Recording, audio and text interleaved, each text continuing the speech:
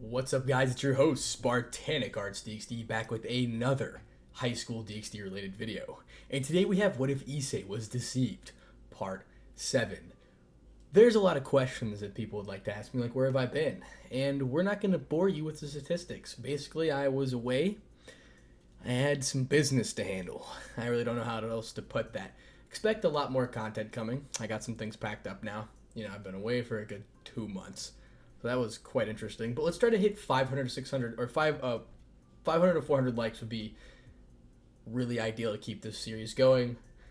Otherwise, I'm just going to start a new one because I honestly, it doesn't really matter to me at this point. So if you guys want to know when I upload my upload schedule, click the little blue button right next to the subscribe button and become a channel member today. It's only $2.99 if you want to, obviously. Thank you to all of my supporters that have been here.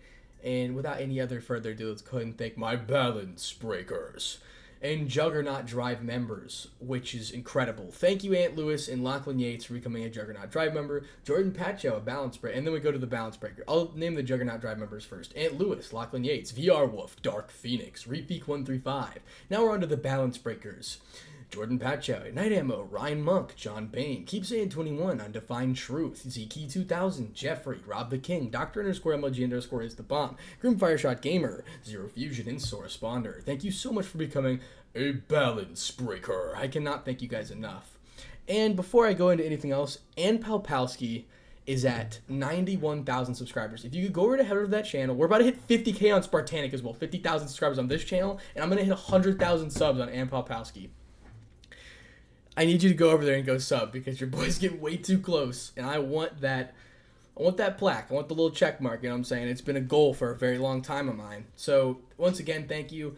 And I'm going to react to HighSchool DxD episode 5 on my Patreon. So here's my Patreon. Thank you to all my Patreon members: David Tanner, Ryuga, Lachlan Yates, The Black Dragon Emperor, Brendan Dawson, Striple Anchor, Mark Bacon, Sharklock, Jay Dawson, Kepler Windsor, and God Killer.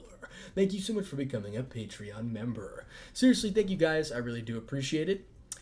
And if you guys want me to read a specific series and it's like really good, email me. My email is in my about section, or my emails in my about section or in the description.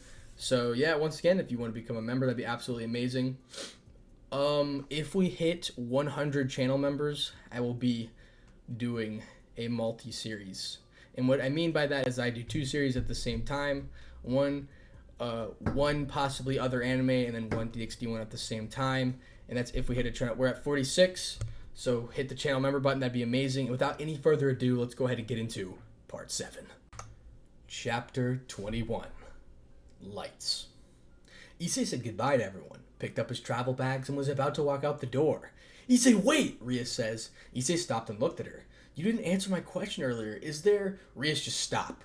Now isn't the right time, and none of us need this. I'm leaving to clear my head and my mind, and what you're trying to do will mess things up, Issei said. But, Rias replied, fine, here's my answer for now. I don't know. This is exactly why I need to get away. Take care, everyone. I'll visit for graduation. Sayonara, Issei said. He walks out the door, takes a deep breath to calm himself. It's late at night, and no one is around. He opened a teleportation circle. Where do you want to go first, Drake? Issei says.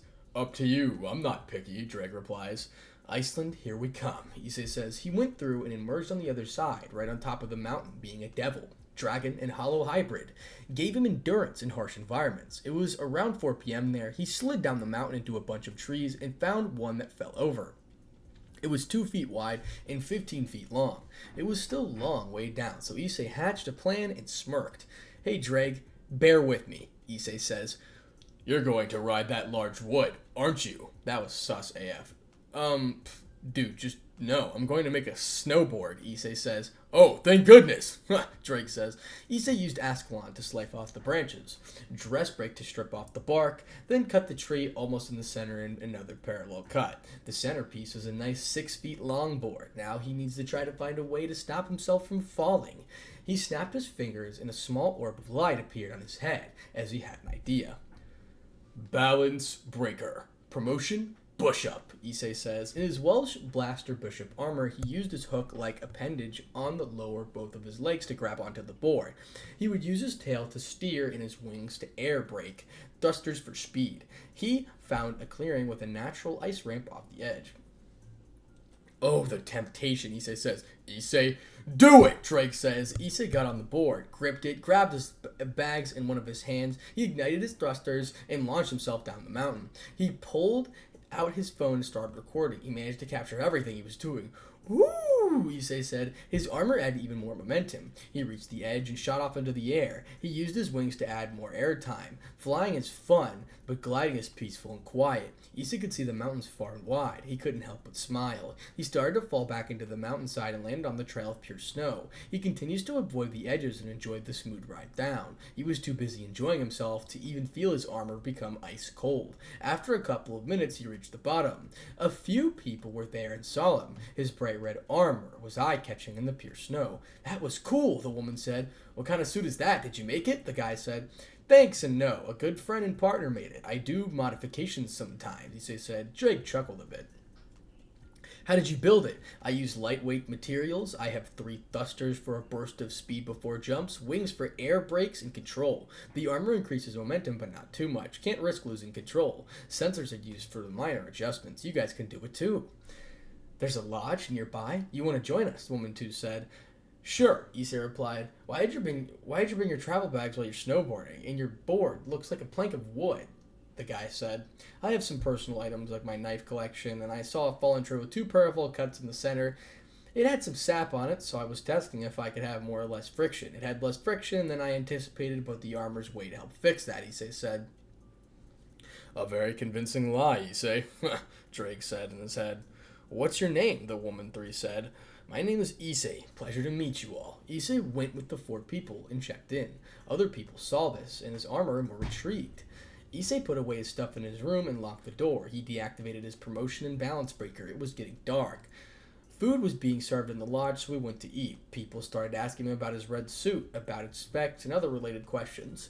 Issei showed them the video he made. While they were all distracted and losing their minds over the view, the armor's functions, and airtime, Issei ate his food with drag without anyone even seeing. One in the group gave Issei's phone back. If it's not too much to ask, may we see your suit? The guy said. Sorry, it was a prototype, and my partner came here earlier and took it for upgrades. I sent the video to him and he'll be using that, Issei said. It'll be better than ever, but 2 questions, please. Ask away. Did you steer using the tail? I use my hips for the accurate movement without compromising my center of gravity. You saw the video. These hips don't lie.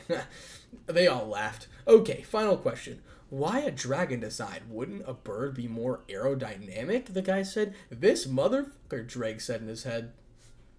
I'll do you one better. Does a bird soaring through the air look cool, or does a dragon? You got me. Dragons are way cooler. A phoenix is my favorite bird in mythology, but I'm starting to see why dragons are way cooler. Thank you for your time, mate, the guy said. Well said, Drake said in his head. Issei nodded to the man and went back to his room. He went to his bed and lay there with a smile on his face.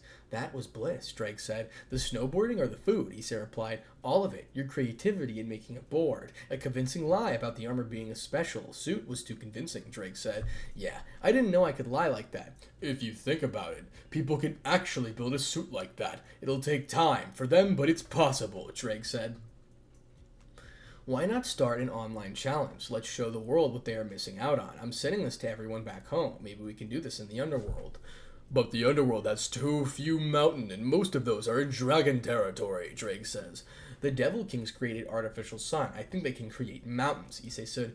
Good point. Let's do it. Issei sends the videos to his parents, Irina, Gaspar, Konako, Akano, Azia, Rosbisa, Rabel, Zenobia, Kiba, Azazel, Sauer, Grafia, and Serzex. He sent a separate message to Grafia, Azazel, Serzex, saying that they can create mountains in the underworld, ice spells for the snow, Azazel can create mini suits with different specs, and he sent then a special message to Serzex and Grafia. As you both know, I am not a pervert I used to be. I am not the grabbing dragon for some time being, so I share this idea with Lou that tourism will increase, kids can go around and have a life beyond the TV screen. They'll learn from experience. You guys can create an artificial sun without a problem, so this should be done in no time. I'm taking a vacation as I need to clear my mind and do some soul searching. Consider this as a thanks for giving me freedom to experience the world. This vacation was a spur-of-the-moment thing, and I feared your disappointment in making the show go on a hiatus. We also know that the show won't last forever, but this will. I don't know when I'll be back.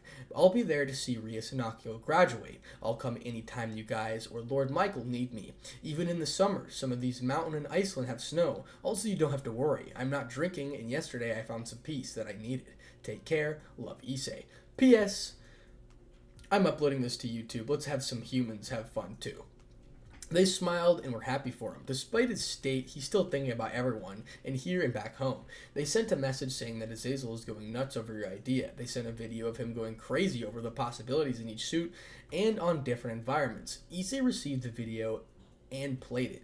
He saw Ari keeping her distance from Azazel, Lady Yakuza and the others trying to control their laughter, while Kuno on her mother's lap watching the video and with wide eyes as they saw the view of the mountains. Ooh, what if they had lasers or guns or a rocket launcher? Imagine everyone going downhill and blasting at each other and just jumping and tumbling down while drunk. No man or woman or child shall be spared, Azazel said. Smack! Grapevia knocked him out, and Rosbice had chained him up. The video showed Ari covering in the corner of the room of behind her nine tails while she was peeking through them. Issei could almost hear her teeth chatter, caused by either Azazel being Azazel or Grapevia knocking him out cold for being Azazel. The video ended. I almost feel sorry for her, but she needs to learn from experience, Issei says. This might inspire the other factions to create their own sports, Drake said. Better than a war, partner, Issei said. Issei yawned. Maybe now we can sleep peaceful and quiet. Good night, Drake. Issei says, good night, partner, Drake replied. Issei went to sleep. He started to see her memories again. He saw from Ari's point of view. He saw Azazel all tied up and still mumbling about his ideas. He then saw Ari look down at Kuno sitting on her lap. Kuno looked up and saw her smile while holding one of Ari's tails. He felt what she was feeling Kuno on her lap and smiling together. He saw Ari fitting and he was happy. She held Kuno like a mother would. Issei saw in the image. He saw her holding an infant. His eyes shot up and sat up. Issei, are you okay? Yeah, I'm okay, thanks. So much for a peaceful night's rest, Drake said. It actually was, Issei replied. He didn't know, but he was blushing. Drake noticed it, but didn't say anything. He knows what Michael said, so now he needs to acknowledge it and make the choice once he's ready. Issei looked out the window and saw the sun was rising. He put on some warm clothes and not needed he, but it was wanted to other people to worry about him since they are very friendly. He left the lodge with one of his blades from his collection. He sat in the snow and found a thick stick. He started to shave it into strips and watched the sun rise. New day, new life. Oh, this is good, Issei says. Issei gathered the wood strips in his palms and blew small flames from his breath. It started a small fire and he gathered more sticks. A morning bonfire was sprung too. Issei turned on his data and his phone nearly blew up. If it wasn't for the cold environment, then his phone would have overheated from all the notifications going off. Once it stopped, Issei opens YouTube and saw his video go viral with several million views. Reaction to his video, people were already thinking of ways to create their own version of his suit. Very few people doubted the authenticity of this video, but others loved it. Time to see how creative people can be once more, Issei says. You did something great just by making a snowboard and going down the mountain, Drake says. Many have done it before, Issei replies. Not the way you did it. Issei smiled at the compliment. We got a lot of competition coming up. Yeah, this is quite the new experience, and it's thrilling, Drake says. Issei spent the rest of the days enjoying the peace and quiet. Well, it wasn't quiet as everyone who sent the video to called him, texted him. Ravel called him, and he answered. Hey, Ravel, how's it going? Issei said. All good. Here, thanks to you, you sound happier, Ravel said. Yeah, I'm on vacation. I'm in Iceland right now, enjoying the summer snow. It happens sometimes, and I just happened to pick one of those days come here, Issei said. We saw the video of you using your balance breaker and wooden board. It's gone viral in the underworld already. Yeah, anyone can get a thrill with some fresh fallen white and decent wood, Issei says. Was that a sex joke? Ravel said. Oh shit, I'm sorry. That just came out, Issei replied. That's what she said, Riza replied. How long has Chicken Little been there? Excuse me, Riser said. Oh, I'm sorry, Lord Chicken Little. Why? I oughta get your ass beat by me for the third time? Bring it, Issei said. Brother, he's too strong for you to fight. If you challenge him then, Ravel said. Ravel, please, by all means, give him some ideas. Drake started laughing. I'm going to get a drink. See you, Red Dragon Emperor. Have fun. Riser said. So, that went as expected. So what's it like there, Revel said. It reminds us of us having cake you bake in the Dragon Mountain. Beating Riser in a roast battle is just another victory, like on that day. You should see this place, Issei says. Maybe we can have cake once more, Revel said. Sounds great if you don't mind. Would you make a large one? Drake would like some too. But he's stuck in the gear. Revel said, I can transfer the food in the sacred gear and control the size of the food I put in. For example, to us, a cake slice is small, but to Drake, it can be the size of a house. He doesn't have a physical body, so he can eat without any consequence. He is right, young Ravel. I have a food lover, and I seek to taste as many dishes as I can once again. My partner speaks very highly of your culinary skills, so forgive me for asking, but will you please allow me to try some? It's no trouble at all. I just got another reason to bake what I love, Ravel said. I think you should open your own cafe one day. With your skills, you might rival the Phoenix Tears business, or create unique offers, as buying 5 Phoenix Tears and get a free cake. Once they try your cooking, they'll want more. Ravel was blushing from the compliment given not just by Issei, but by Drake, the Heavenly Dragon, also wishes to try. Thank you both. If you think it's possible, then it's no harm in trying. I'll do it. Proud of you, Ravel. You'll do great things for the Phoenix Tears. They really helped, Issei said. Thanks, I'm really happy to help. Well, I hope you enjoy your vacation, Issei. Take care. You too, take care. They end their call, and Issei decides to go up the mountain just for an hour or before the sunset. He could fly or teleport, but he thought that he should not let his stamina and training go to waste. He prepared some hot chocolate in the container. He climbed up on top and enjoyed the view. As the sun set, the last bit of golden sun rays turned snowy tops, all the mountains into what looked like gold. Issei took a quick photo, then watched the sun finally set and counted the last few seconds. 5, 4, 3, 2, 1. He saw the sunset in a white and blue flash. You almost ruined the moment, Volley, Issei said. Floating in front of him, Volley was in his balance breaker. Found you. I saw you use a power at that raiding game. Fight me. Volley, sit down, Issei says. Huh? Volley replied. Issei tapped the spot next to him. Sit and watch the lights. What lights? Those lights. Volley saw the snow below him change colors from white to green, pink, and red. He looked behind him and saw the lights Issei was talking about. Volley sat next to Issei and watched it. Issei poured Volley some hot chocolate and offered it to him. Volley looked at him for a few seconds, then the cup. You know, it's better when it's hot, Issei says. Volley removed his helmet and took the cup. What is this? Volley said. It's hot chocolate, and no, it's not poisoned. I wouldn't be drinking it up here just to die. Enjoy. Volley noticed that Issei changed a lot. He wasn't showing any bloodlust, but he could tell that he was sad. The look in his eyes showed the pain that was too difficult to hide. Volley tricks the hot chocolate. This is good. Thanks. You're welcome. Just relax and enjoy the show. Volley sat there in silence. They sat there in silence and watched as the light danced. Issei didn't look away for an hour and shed a few tears as time went by. The lights reflected on his tears. You okay? Volley said. For now, Issei replied. Something bad has happened to him, Volley. That's the voice of a broken man, Albion says. But what broke him to a point? That's my job, Volley said. Volley didn't have a response for Issei, so he just sat there. There wasn't a hot chocolate left, so they just sat in blissful silence. Now we're on to chapter 22. New Home and Rivalry.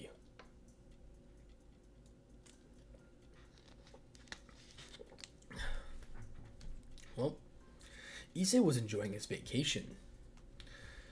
Rias and the others were back home. Sir Zex and Grafia went back to the underworld to create the unique mountains. Azazel was eventually let go as he rushed back to the Gregor and he started working on tech for the new sport. Ari was left in Yakuza's care. She had seen Issei's video and was in awe. She saw his creative side, the amazing view and the snowboarding, etc. I wish I could be there. I miss him. Yakuza appears from behind. Don't worry, my dear. He'll be back. He's only going on vacation. I know, but the bond is so strong that I can't help it. He's my soulmate. She played with her tails to distract herself from the thoughts. Be patient, Aura. You'll have your chance. The bond is real, and there's an undisputable fact, which is, once the bond is made, one can only resist the other for so long, until they give in. However, Ari didn't want to hear anything to contradict, but she let her finish. Issei may take longer than one can expect due to his broken heart. And he only has 8 years left because of me. We're both bound to each other, and the first thing I did was basically kill him. First it's Rainier, then Rias Grimry, and now I hurt him too, Ari said. Alright, do you mean to do that? Yakuza says. Of course not. How could I hurt someone who is my soulmate, who is hurt too much already? But don't blame yourself. You weren't in control at the time. But it was my fault. I lost control and turned him into a hollow. When I turned him into one, It was nothing but pain, sorrow, malicious intent, and death. In my hollow state, I ended up consuming the life force of powerful beings and among so many powerful people that could stop me. Why did it have to be him? If only we bonded before the fight. If it was someone else, you would have been dead, and Issei would have never met you. Unless he accepts the bond, with a little time you two have, with a long period of happiness and bliss. I have lived a long life, Lady Yakuza. After a while, I've noticed that my time with him is about to run out. I did lose those close to me. It won't end well, yet I still want him to be with him. I have an idea about that. Sage magic didn't recover his life force only because the sage user is inexperienced, but the hollow consumed it. Perhaps he can master that power. Once he does, our experienced sage users may help him recover. Is that possible, Ori says? We don't know until we try. Yakuza said, can I learn sane magic? Let's practice. Maybe you can use the special arts. Special arts? Yakuza turned red and whispered into Ori's ear. Her tails curled up and her face went red. I would have done that either way, to be honest, Ori said. They laughed a little. Let's get started. She started to teach Ari about sage/nature energy. Ari is a quick learner and picked up the magic in record time. She felt a connection to the energy that Yakuza maintains in her Kyoto. These lay lines, so much natural energy. You can feel that. Incredible that you begin to stop. It's too much power and you'll lose yourself, Yakuza says. Ari's hollow powers were starting to make an appearance after a while. A small fox appeared. Ari stopped tapping into the energy lines and took off the mask. That never happened before. Sorry about that, Ari said. It's alright. What happened? I'm not sure. But I had some control this time over the hollow. The mask never looked like this. It changed. Perhaps our natural energy became part of yours, which includes the inner hollow. Let's take a break, Yakuza said. As you wish, Ari replied. Yakuza left and she began to think. I have never felt real control over it, and I know it wasn't the sage magic, so was it you, Issei? Did you do this somehow, Ori said in her head. She thought about it, and she gasped mildly. We're linked now. When you put on the mask, you took the hollow from within me, and made it a part of you without even knowing. No wonder I didn't feel the powers when the mask just appeared, but it was growing stronger. I see now. Hollows consume life force, which is a type of natural energy, so the energy under Kyoto is like 1,000 nuclear reactors compared to the life force of the average supernatural person. If I had somehow appeared here when I went full hollow, oh, Issei, thank you for saving not just my life, but everyone else's. It was getting dark. Ori wanted her guest room and surrounded herself with her tail. She began to cry from both sadness and joy. Happy that everyone was saved by danger, they didn't expect it to think about how sad that Issei had to suffer because of it. She cried herself to sleep. She woke up the next morning. As she let herself, she ran into Yakuza, who had her sad eyes, asked her about what she was upset. Ari told her about the discovery, and Yakuza too had mixed feelings. If she loses control, then she'll have enough power to wipe out everything, but if she truly could do that if she wanted to, then we would be dead. However, she told me about the possible risk to avoid such a catastrophe. She really does wish to do it right by everyone. Just like Issei, the two of you are the most compatible than expected, Yakuza thought in her head. Yakuza smiles at Ari, who was confused. Is something the matter? Ari says. Do you feel at home among everyone here? Yakuza says. Yes, I do, Ari replied. She answered swiftly with joy. You passed the test. Welcome to your new home, Ari. Thank you, but what test? Ari said. The test to see if you truly one of us regardless of which you came from. I saw no deception. Whatever you shared, discovery, you told me, and no one else. No, my lady, Ari said. Good. Let's not take risks. You should stop tapping into the lines. For obvious reasons. We will find a way to help Issei. You can focus on learning about our world when it includes the human world, our yokai faction, heaven, the underworld, and dragons as a star, Yakuza says. Ari bows to her. Thank you so much, my lady. This was starting to feel like home. She had never won before, and now she does. In Iceland, Issei sat on top of the mountain and watched the highlights, which lasted a few hours. It was past 12 a.m. there. He started a small bonfire. He and Volley sat around it. Did you enjoy the hot chocolate? Issei said. Yeah, it was good. Thanks, Volley said. We can make some more at the lodge. Sure, but you owe me some answers. Since when do I owe you anything after you tried to kill us all? Issei said. Volley sat there in silence. You got us there, Albion said. Ha! Drake replied. You've changed a lot, Volley said. And you're still the same. Shut up and fight me. Way to prove my point. Volley. There is a time, place, and motive for that, and currently, none of the three exist. Volley was dumbfounded. What? Volley, why are you so hell-bent on fighting the death every time we run into each other? It's our destiny to fight, Volley says. Yes, Volley, I have a proposition for you. You saw what I turned into during the match, right? Which is why I was hunting you down, Volley said. Good. I have 8 years left because of it. I can barely control it, and the chances of taking over increase each time I use it. Issei says, what are you getting at? We will fight to death under 3 circumstances. First, is if I ever lose control, I want either you or Hades to kill me before I hurt someone. Second is when I'm close to my death, once my 8 years are just about to come to an end. I'll die fighting my rival. And third is if I master the power before my time comes, then you'll sure have the fight of your life. Deal, Issei says. Volley had no words. He saw hope in his eyes. He chose how and when he's going to die. He wants to go out on his own terms. And if I refuse, Volley said, then our rivalry ends here. Either the Reapers or someone else will take my life, and you'll have to wait for the next Red Dragon Emperor to get strong enough to fight you. We both know it'll take a long time until they'll be ready, and that's if they aren't like us or consumed by the power, Issei says. I think I just died a little on the inside, Volley said to himself. Take your time and think about it, but I have other ideas for our rivalry, which are simple competitions. You saw my video going down this mountain yesterday, so why don't we try that? Issei says, I did. Your armor and promotions are interesting, and the snowboarding idea looked nice, Volley said. Some of the wood I used down there, that we can make more and have a contest using our balance breakers. It'll be just us, and we use our devil vision to see a path. Volley smirked. All right, let's do it. Issei looked at the dry branches. He picked up the 2 of them and handed one to Volley. He then lit one of them on fire. What's this for? We'll be too focused on the path. We'll use these to let the others know where we are. We won't know who ends where the otherwise, and you'll be camouflaged in the snow due to your white armor. Very well, Volley says. They go down, make 2 boards, use balance breakers, and get ready. Issei boosts and transfers some power to the torches to increase their brightness and to stop them from dying out on the cold wind. Ready, Volley? Yeah. Go! Both of them take off at the same time. They were equally matched.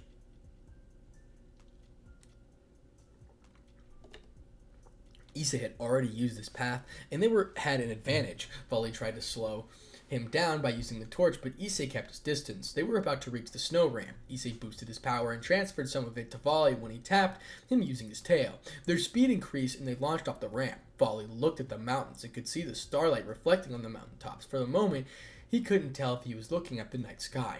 Wow. Even Issei was in awe at the sight. Gravity kicked in down and they went. They came into their senses and raced to the bottom. It was a tie. Not bad, Volley, Issei says. Likewise, that was kind of fun. Stop acting like you didn't enjoy it as much as you did. I noticed how you were really into it. All right, fine. I admitted. It was awesome, Volley said. We could try to help Pamela Alps and Mount Everest next. I'm in. Cool. You hungry? Sure. So why are you and your teammates hiding behind those trees? Issei said. Wait, you knew? Volley said. Yeah, I've known since you showed up. You brought them as a backup in case we did fight, Issei says. As if I need help to take you down, Volley said. I didn't have balance breaker when we first fought, and look how that ended, Issei said. I still got Juggernaut Drive, and I surpassed that. Got my armor promotions and this, Issei said. Issei deactivated his balance breaker and manifest the mass. Volley's instinct told him to fight or die. He tried to punch Issei and his fist went right through an after image. What? Volley said. He then felt Ascalon poking through the gaps between his armor. He saw Issei standing behind him and ready to stick Ascalon to his chest and kill him slowly if he wished. We lost? Albion said. Before it even began, White One, Drake says. I can't even feel your presence. You're like a ghost. I'm not a ghost. I'm a hollow. A what? Issei removed Ascalon and just held it in his arms. Come to the lodge and I'll explain. That goes for the rest of you. Come out. Yoko, LeFay, Arthur, and Kuroka came out from hiding. And here I thought that you couldn't sense our presence, Byuko said. It was a good try, I'll give you that. You've changed much, Red Dragon Emperor, Arthur says. Your hair is as long as mine. It suits you, Kuroka said. She flirted kindly, but she saw him directly in her eyes and not her body. Thanks, Issei says. The Red Dragon Emperor is a snowboarder. How cool. Come on. Dinner is on me, Issei says. We appreciate it, but why show your enemies such courtesy? Because I don't want any blood between us. You guys did help out when fighting KOKO and Loki. I'm on vacation, so why not enjoy yourselves while you're here, Issei said. Issei removed the mask and put Ascalon back into the gear. They looked at each other and agreed to his offer after sensing no lies. They went to the lodge and Volley forgot to deactivate his balance breaker. Those who were still awake and saw him started asking questions. Hey Issei, who's the guy in the snowboarding suit? Guy one said. Oh yes, he's the guy I mentioned. He designed a suit too. He looked at Volley and mouthed the words, play along. They nodded. This is my friend. This is the suit. He added the white color for the camouflage and lights for the style and visibility during the night runs. Issei said, "You can call me Marcus, and this is my team." He gestured to them to introduce themselves. "I am Felicity Hardy. I am Laurel Lance," LaFace said. "I'm Charles Lance," Arthur said. "It's a pleasure to meet you all. All of our names are not affiliated with any comic characters." "I'm Hajime," Byoko said. They sat together and had dinner. Vali was surprised how Issei lied about the balance breakers so convincingly.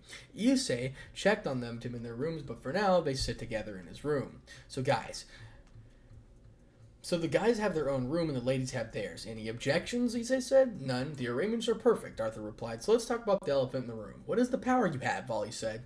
"Hollow powers. I survived even after a bit it merged with me. I don't recommend this at all," Issei said. "What's a hollow?" LaFay replied. Issei explains what a hollow is and how powerful they become. How he survived his encounter with a Vastra Lordi, killing it, but not before a bit and infected him. "It consumed most of my light force I had left after the Juggernaut drive.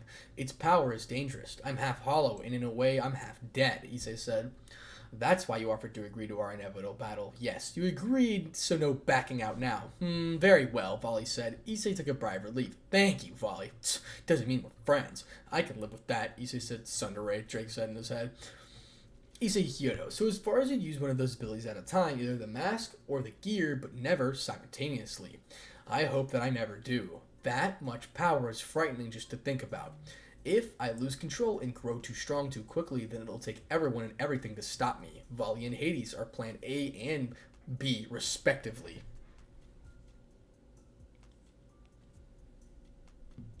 "We're sorry, Red Dragon Emperor," LaFay said. "Thank you, but I've come to terms with it. If I may ask, why didn't you switch the princess and your friends to join you?" Byoko said. He clenched his fist. "I just needed some personal space. I beat Sour Organ, fulfilled my promise to Rias, so currently I have free time to enjoy myself. So what brings you here?" "It's not just for little old me," Issei said. "Well, you got us. Vali wanted to fight you, but we wanted to get out and stretch our legs and see the world, and Kuroka wanted to see you too," Byoko said. She slaps him hard enough for him to be sent flying.